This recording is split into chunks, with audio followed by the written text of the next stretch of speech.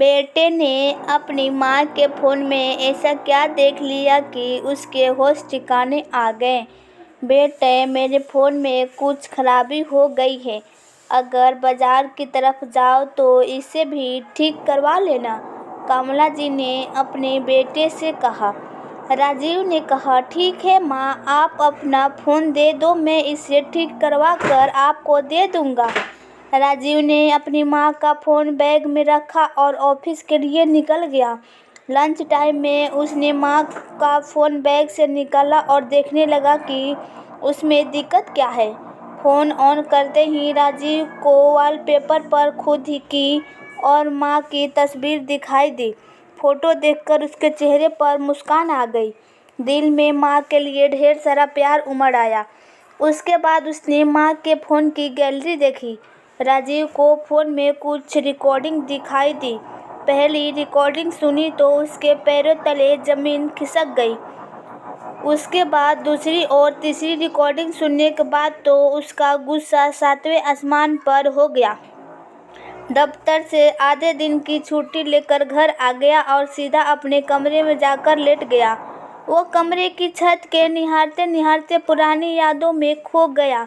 उसकी और रीना की शादी होने से लेकर अब तक की सारी यादें उनकी आंखें के सामने चलचित्र की तरह चल पड़ी। 2 साल पहले राजीव की रीना से शादी हुई थी। दोनों में बहुत ही प्यार था। सब कुछ बहुत ही अच्छा चल रहा था, लेकिन इन दोनों की खुशियाँ से किसी को दिक्कत थी। वो थी राजीव की बहन मीरा। मीरा की अपने पति और ससुराल वालों से ज़्यादा कभी नहीं बनी। मीरा शादी के कुछ महीनों बाद ही अलग घर लेकर रहने लगी थी। पहले तो उसे लगता था कि घर में झगड़े उसके सास ससुर के कारण होते हैं, लेकिन एक समय के बाद उसे एहसास हुआ कि उसका अपना व्यवहार ही गलत है। लेकिन अपनी गलती को इतनी आसानी से कहाँ मानने वाली थी, इसलिए घर में ऐसे ही लड़ाई झगड़े चलते रहते थे। मीरा की सबसे गलत आदत थी कि वो छोटी सी बात का बतंगड़ बना देती थी और आग में घी डालना तो उसे बहुत ही अच्छे से आता था। अपनी माँ को अपनी भाभी के खिलाफ भड़का देती और कमला जी बड़ी आसानी से बेटे के बातों में आकर अपनी बहू को डांट देती। रीना पलटकर जवाब देती तो उस बात पर मिर्च मसाला लगाकर राजीव को बता देती। अपनी बीबी पर वो बरस पड़ता।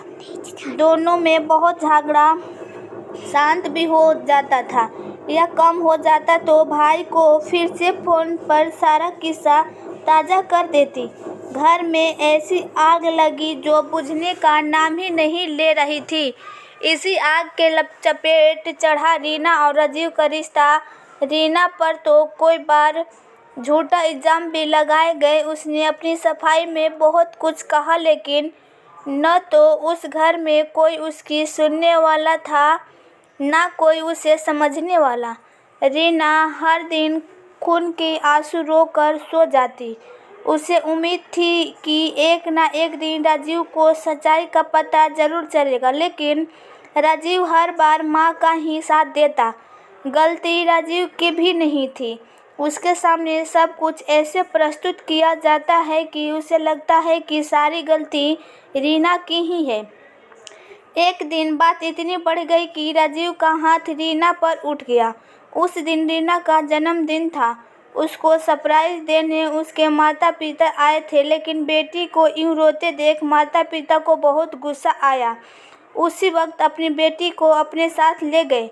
रीना के मायके जाने के बाद ना राजीव ने पहल की ना रीना ने। समय के साथ दोनों एक दूसरे से दूर होते चले गए। रीना को राजीव के यादों से निकलने के लिए स्कूल में नौकरी करने लग गई, लेकिन रीना को उम्मीद थी एक ना एक दिन राजीव के सामने सच सिर झुकाकर खड़ा होगा। वैसे भी झूठ के पाँव नहीं होते, इसलिए वो ज़्यादा समय टिकता नहीं है। दूसरी तरफ राजीव रीना से इतना खफा था कि उसने उसे भूलने के लिए शराब पीनी शुरू कर दी। लेकिन ना तो ये बात कमला जी को पता थी, न ही मीरा को। आखिर वो दिन आ ही गया जब झूठ तार तार हो गया और सच सबके सामने सिर उठाए खड़ा था। आज सब कुछ पानी की तरह साफ था। एक फोन रिकॉर्डिंग ने सबके सच्चाई सामने लाकर रख दी थी। कुछ लोग गुनाह करके भूल गए थे, लेकिन कहते हैं ना कि कोई हमारे कर्मों का हिसाब लिखता है। हम किसी को दिल दुखाकर भले ही भूल जाएं, लेकिन भगवान वक्त आने पर इंसाफ कर ही देता है।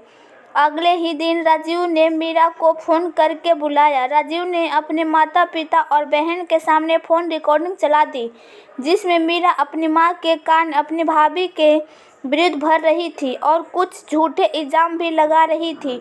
और इन सब में कमला जी भी मीरा का साथ दे रही थी। आज सारी शादी से बेनकाब हो गई। कमला जी और मीरा की नजरें शर्म से झुक गई। राम सिंह जी, जो राजीव के पिता थे, बोले, ये क्या किए तूने रीना? अपने ही भाई का घर उजाड़ दिया। और कमला, तुमने अपने इकलौते बेटे का घर कैसे बर्बाद होते दिया? दोनों चुप थी और दोनों के पास कोई जवाब नहीं था। राम सिंह जी राजीव से बोले, बेटा चल, अपनी गलतियों को सुधारने का समय आ गया है। अब जब सब कुछ साफ हो गया है और हम सच्चाई पता है लग गई है, तो रीना बिटिया को घर ले आते हैं। अपने माँ पिताजी के साथ राजीव रीना के घर पहुंचा। रीना के माता पिता रीना को भेजना नहीं चाहते थे, लेकिन राम सिंह जी ने बार बार आग्रह और राजीव के बार बार माफ़ी मांगने के कारण रीना के पिता ने रीना को राजीव के साथ विदा कर दिया।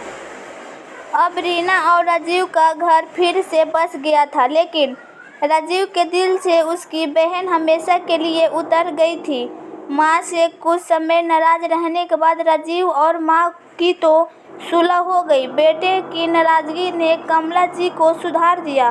मीरा को भी अच्छा खासा सबक मिला। भाई भाभी से फिर कभी उससे वो सम्मान और प्यार नहीं मिली जिसकी उम्मीद वो करती थी।